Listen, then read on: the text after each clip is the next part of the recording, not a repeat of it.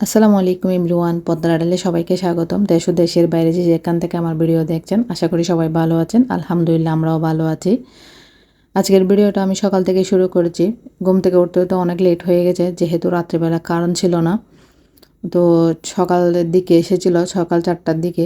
তো সে সাথে ঘুম থেকে উঠতে 10টা বেজে গেছে, যেহেতু বাচ্চাদের স্কুলও বন্ধ গরমের কারণে, মেয়েরও পরীক্ষা নেই। তো আজকের ব্রেকফাস্টে আমি পান্তা ভাত রেখেছি, সে সাথে মাছ ফ্রাই করে নিয়ে এসেছি, কাঁচামরিচ।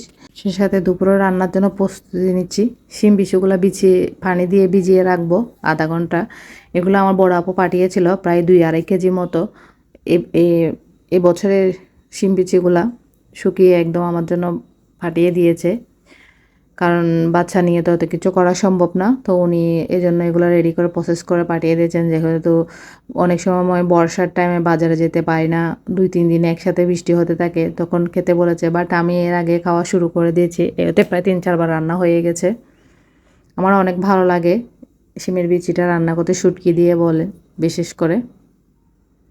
সে সাথে মুরগির মাংস রান্না করব। সেই সাথে আমার ছোটো মেয়ে পান্তা ভাত একদম খেতে চায় না, তার জন্য একটা নাস্তা বানিয়ে দিচ্ছি। সেটা হচ্ছে ডিম দিয়ে, ডিমের ঝোড়া বলে আমরা। এটা হচ্ছে ডিমের ঝোড়া আসলে 2 ধরনের আছে। আমরা অনেক সময় অন্যভাবেও বানাই, এভাবেও বানিয়ে থাকি। এটা আমার মায়ের রেসিপি, আমার মায়ের কাছ থেকে শেখা। ঝটপটভাবে মেহমান আসলে আমি এভাবে বানিয়ে দিয়ে থাকি। প্রথমে ডিমগুলো আমি গুলে নিচ্ছি ভালো করে, দিয়ে দিচ্ছি স্বাদ অনুযায়ী লবণ আর চিনি দিয়ে দেবো, ভালো করে মিক্স করে ফেলবো এগুলো একদম। এরপর আমি ফ্রাই প্যানে ঘি দিয়ে দিচ্ছি। এই নাস্তাটা বানানোর সময় ঘি ব্যবহার করতে হবে, এখানে তেল ইউজ করা চলবে না।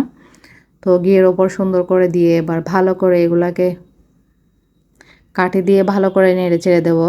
দেখ, নাড়তে নাড়তে কিছুক্ষণ পরে দেখা যাবে যে একদম ছোটো ছোটো জোরজোড়া হয়ে গেছে এগুলোর সাথে চাইলে আপনি সুন্দর করে প্লেটে ঢেলে পরিবেশনের জন্য নারিকেল, বাদাম, কিশমিশ এগুলো দিতে পারেন। দেখতেও সুন্দর লাগে, খেতেও অনেক মজা হয়। আর বাচ্চাদেরকে প্লেটে বেড়ে বাটি করে দিয়েও দিচ্ছি টেবিলে।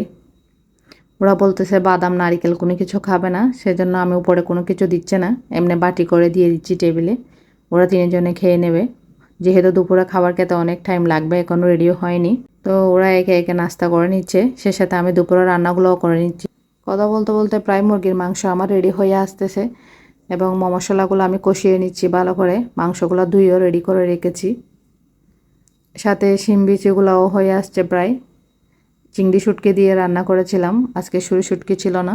কালকে যেহেতু মেয়ের পরীক্ষা, ভাইয়া বাড়ি থেকে চলে এসেছে, আসার সময় মা অনেক কিছু দিয়ে দিয়েছে। এটা হচ্ছে চট্টগ্রামের একটা পছন্দের নাস্তা, সবাই চিনে আন্তাসা পাক্কন বলে।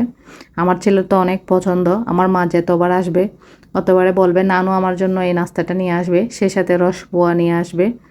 এগুলো হচ্ছে আমার ছেলের পছন্দের খাবার। আমার মা আমার ভাইয়ের দিয়ে পৌঁছে দিতে, সে সাথে দিয়ে জ্যাকফ্রুট, তারপর এগুলোকে টফি বলা হয়, খেতে অনেক মজা। বিভিন্ন ধরনের বাদাম, তারপর তিল সাথে মিক্স করা বানানো হয়। সেই সাথে দিয়েছে ওদের জন্য চানাচুর, তারপর গাছের প্রচুর পরিমাণে আম। আসলে বাচ্চারা মায়ের পরে মনে হয় যাকে বেশি কিছুর জন্য আবদার করে সে হচ্ছে নানু। নানুকে সবসময় বাচ্চারা আবদার করে, এইটা আনবে ওইটা আনবে। আসার সময় নানু ফোন করে জিজ্ঞেস করবে কী কী নিয়ে আসবো তোমাদের জন্য।